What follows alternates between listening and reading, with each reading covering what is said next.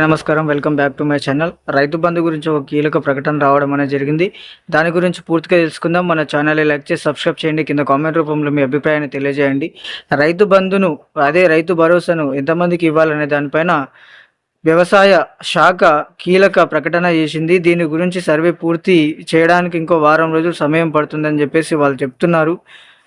ఇందులో 5 ఎకరాలు, 8 ఎకరాలు, 10 ఎకరాలు, 15 ఎకరాలు, 20 ఎకరాలు, 30 ఎకరాలు ఉన్నటువంటి వారికి ఇవ్వాలా లేదా అనే దాన్ని ప్రజాభిప్రాయాన సర్వే రూపంలో తెలియజేసుకొని మరికొన్ని వారాల్లో రైతు బంధును ఇస్తామని చెప్పేసి వ్యవసాయ శాఖ, అదేవిధంగా మంత్రులు బట్టి విక్రమార్క అయితే ముఖ్యంగా చెప్తున్నాడు. ఆయనకు ఇంత ఇంట్రెస్ట్ ఏందో మరి తెలియదు.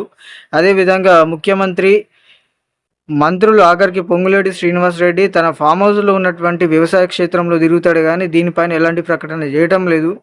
అయితే చాలామంది రైతులు ఏమంటున్నారంటే 2 లక్షల రుణమాఫీ మీరు చేస్తే చేయండి, లేకపోతే లేదురా బాబు, ముందైతే మాకు రైతు బంధును పడేయండి, మేము వ్యవసాయం చేసుకోవాలి, తుకాలేసి మేము వెయిటింగ్ చేస్తున్నాము అని చెప్పేసి రైతులు ఇప్పటికీ ఆవేదన వ్యక్తం చేస్తున్నారు.